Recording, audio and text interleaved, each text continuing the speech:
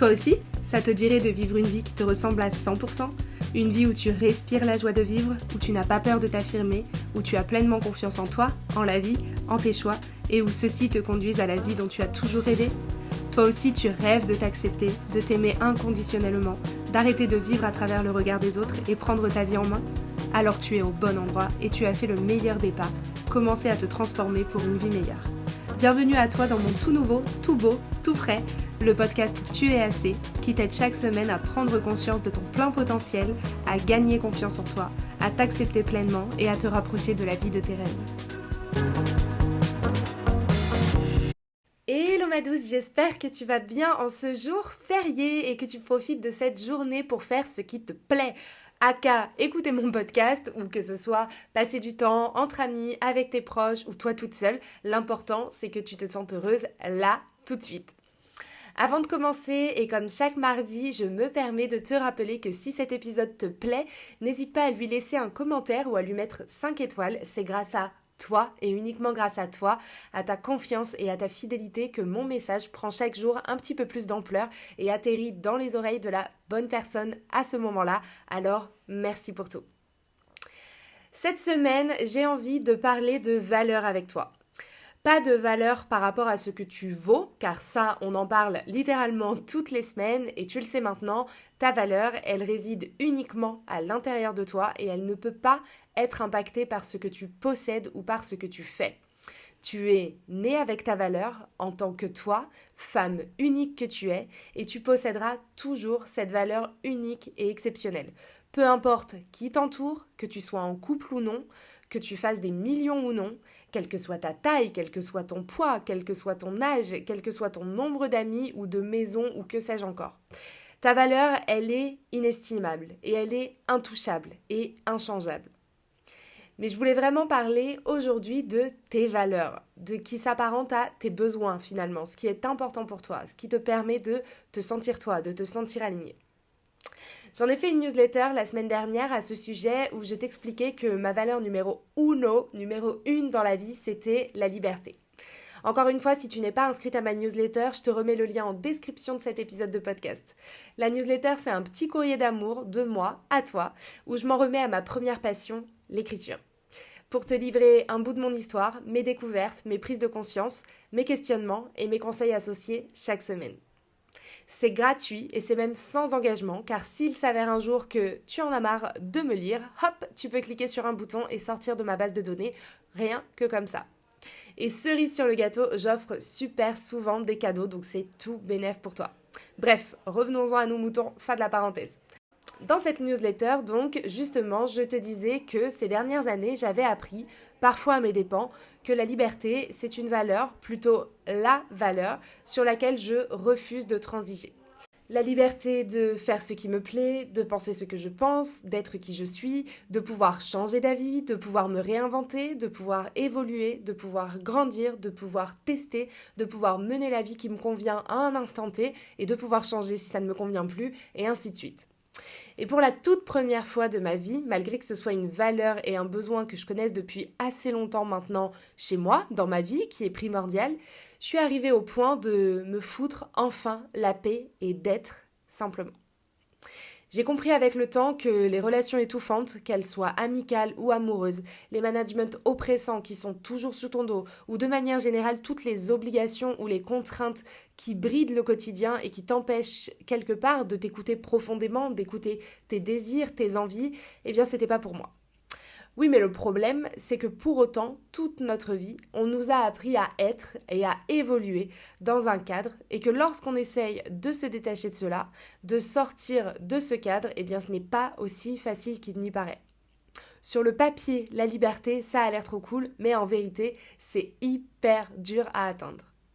J'ai eu par exemple dans ma vie professionnelle beaucoup de mal à me détacher d'un rythme avec des horaires plutôt fixes à des jours fixes de travail, à ne pas culpabiliser quand je ne respectais pas ces mêmes horaires imposés par moi-même. Bref, j'étais devenue mon propre bourreau. J'ai eu du mal finalement à sortir du cadre du lundi au vendredi 9h-19h. J'ai eu du mal à me détacher de cette croyance qui me collait à la peau, il faut travailler dur pour réussir. Et donc c'est finalement cette croyance qui me coupait de toute liberté envisageable. Il fallait travailler dur, jusqu'à épuisement, sans répit, et même avec ça, ça demanderait du temps, beaucoup de temps, de réussir à ce que mon entreprise soit prospère. Il faut travailler dur à la salle de sport et faire beaucoup d'efforts pour mériter de se faire plaisir.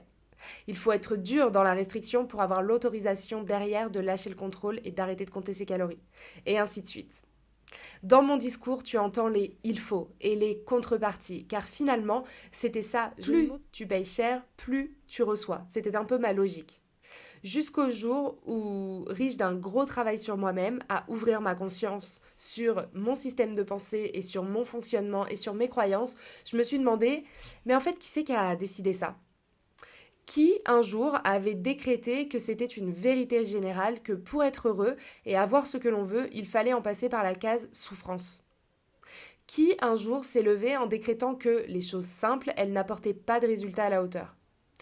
J'ai creusé et en fait, j'ai découvert que c'était personne. Ou plutôt non, c'est faux. C'est pas personne, c'est nous-mêmes.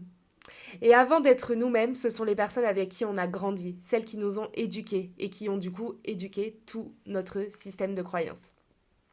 Ah donc du coup, Mel, là ce que tu es en train de me dire, c'est que le fait de se mettre une pression énorme, de ne pas écouter son corps, ses ressentis, de suivre un chemin tracé, de fonctionner en il faut, d'avancer sous les contraintes, les restrictions, les coups de bâton, tout ça, c'est pas volontaire et ça vient de nos croyances qui découlent de notre système d'éducation.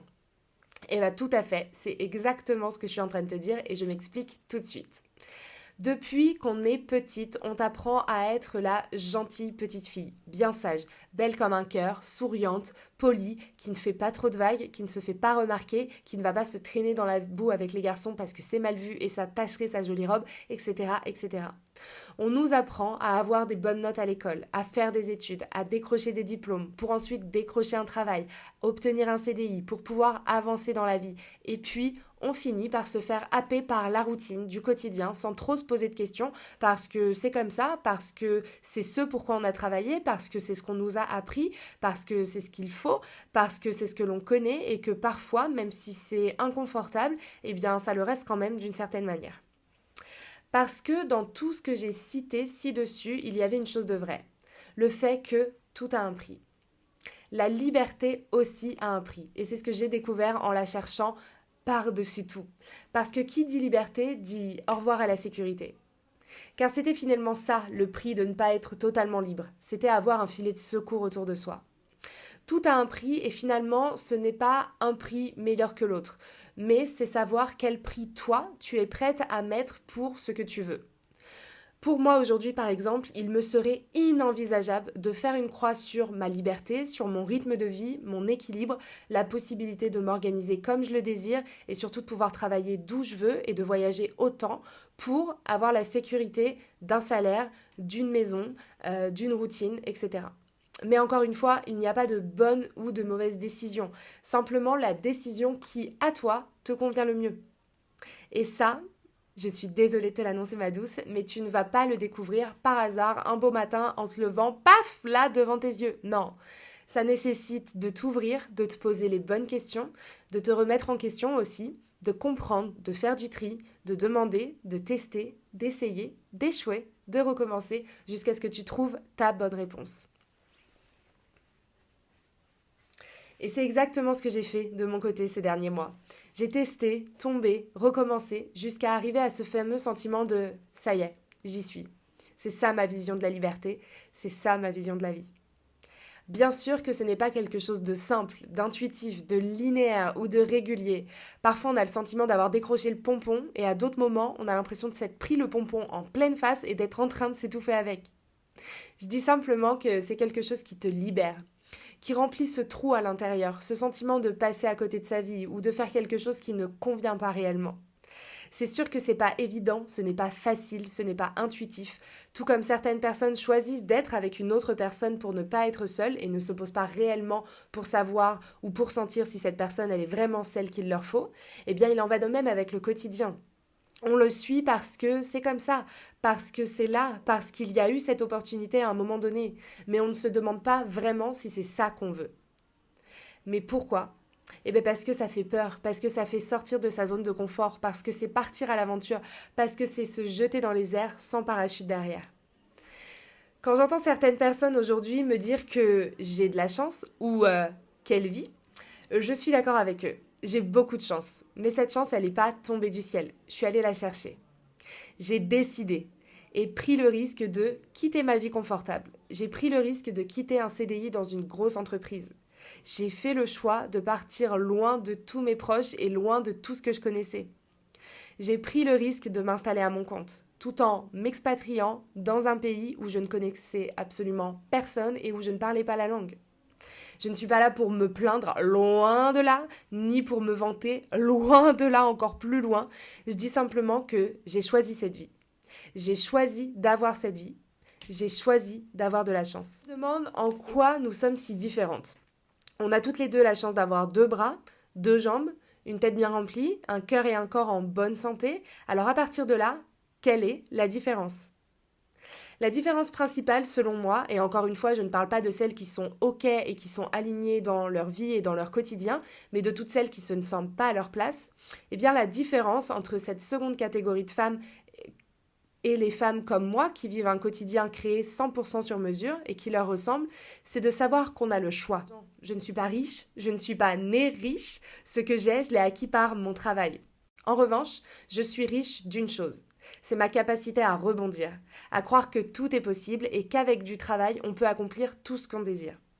Et c'est exactement pour ça que je suis là aujourd'hui, dans tes oreilles et au quotidien devant toi à créer du contenu. C'est pour te transmettre cette capacité. C'est justement pour que tu puisses avoir cette même capacité, cette même foi en toi, construire cette vie-là, celle dont tu rêves pour toi. On n'a pas toutes le même idéal de vie. Pour certaines, le rêve, la vie de rêve, c'est d'être en couple, c'est de construire un foyer stable, confortable et sans surprise. Pour d'autres, c'est de fonder une famille, d'avoir 4 enfants. Pour d'autres encore, ça va être de voyager seul, de découvrir le monde, de faire tout un tas de rencontres. Et pour d'autres encore, ça va être d'occuper un poste à haute responsabilité, à travailler 15 heures par jour. Je disais au début de ce podcast qu'il n'y a pas de bonne réponse, il n'y a pas de bon prix. Simplement le prix que toi, tu es prête à payer pour obtenir ce que tu veux. Avoir des enfants, ce sera dire au revoir à une certaine part de liberté et d'insouciance. Ne pas en avoir, ce sera dire au revoir à un amour unique. Voyager, c'est accepter de manquer certains événements du quotidien. Ne pas voyager, c'est se couper de la possibilité de s'ouvrir à d'autres cultures. Et ainsi de suite. Tout se paye. Combien tu es prête à investir pour toi, pour la vie dont tu ne peux pas arrêter de penser, à laquelle tu rêves continuellement, là, derrière, en arrière-plan. Parce que finalement, tu sais de quoi je parle. C'est ce projet auquel tu n'arrêtes pas de penser, mais qui t'effraie. C'est ce crush à qui tu voudrais envoyer un message mais que tu repousses à chaque fois. C'est cette discussion avec ta boss pour avoir la promotion du groupe mais que tu n'oses pas demander, etc. Tu as toujours quelque chose en tête, mais ce sont tes peurs, tes croyances de ne pas mériter, de ne pas être digne, de ne pas être à la hauteur, de devoir te contenter de ce que tu as, de ne pas être assez finalement, qui t'empêchent de passer ce cap. Mais laisse-moi te rappeler une chose. Rien de bon ne peut découler de la peur. Aucun résultat positif ne peut découler d'une action, d'une émotion ou d'une pensée négative. Et le premier pas, c'est toujours le plus dur. Ça fait 2 choses à te rappeler, mais c'était très important de le rappeler quand même.